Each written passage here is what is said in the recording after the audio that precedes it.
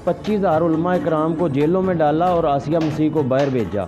उसके अलावा भी इसने दीन मुखालफ बहुत काम किए हैं। और फ्रांस में जो गुस्ताखी हुई उसके लिए जो लोग बाहर निकले सीधी गोलियां चलवाई गईं। 44 बंदे इसने चौक यतीम खाना में तहरीक लब्बैक के शहीद किए।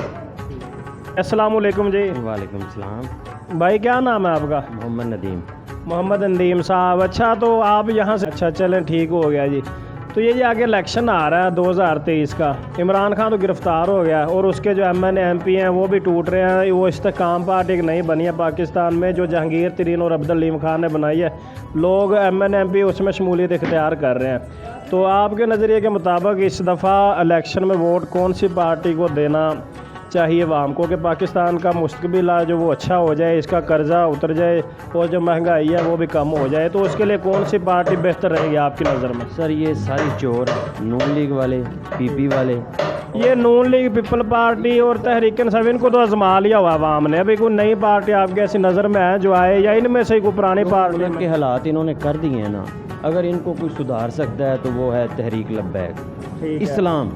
ठीक है। जब इस्लाम आएगा तो फिर ये सारा निज़ाम सीधा होगा। उसके बगैर आप सोच भी नहीं सकते कि कोई इस मुल्क को सीधा कर सके। इनका कहना है कि ये तहरीक लब्बैक को वोट अगर डाला जाए और वो इस्लामी कानून नाफिज करेंगे यहाँ पर, तो महंगाई वगैरह जो भी सूद के सारे काम ख़त्म कर दिए जाएंगे। इससे पहले इमरान खान ने कुछ काम किए थे तहरीक लब्बैक के उलमा कराम को उन्होंने पकड़ा, तो उसके बारे में आप क्या कहते हैं? एक वो औरत थी जिसने गुस्ताखी की थी, उसको भी इसने बाहर भेज दिया था। सर 25,000 उलमा कराम को जेलों में डाल के, और उस आसिया मसीह जिसको 2 अदालतों ने सजाए मौत दी थी, जी बिल्कुल, उसको बाहर भेजा। किसके एजेंडे पे? यूरोप के एजेंडे पे। और अच्छा, ये भी उन्हीं का ही है। अच्छा, इमरान खान आपका कहना कि एजेंट यूरोप का है, यानी कि यहूदियों का एजेंट। काफ़ी लोग पहले भी यही कहते रहे हैं, उलमा तो जितने वो यही कहते हैं, चंद एक को छोड़कर। सर 25,000 उलमा इकराम को जेलों में डाला और आसिया मसीह को बाहर भेजा। उसके अलावा भी इसने दीन मुखालफ बहुत काम किए हैं।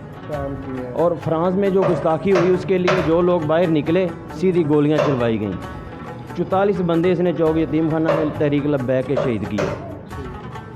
ये उस वक्त तो ये फिरौन बना हुआ था। अच्छा, अभी ये पकड़ा गया, तो अभी आप इसके बारे में क्या कहते हैं कि इसको सज़ा 3 साल की सुना दी गई है? सर ये 3 साल की नहीं, इसको ज़्यादा सज़ा होगी। ये तो एक केस की सज़ा है ना, ये अब अंदर ही मरेगा इंशाल्लाह। ठीक है। अच्छा, दीन के साथ जो बंदा भी दीन के साथ टक्कर लेता है ना, दीन उसको ख्वार जलीलो ख्वार करके रख देता है।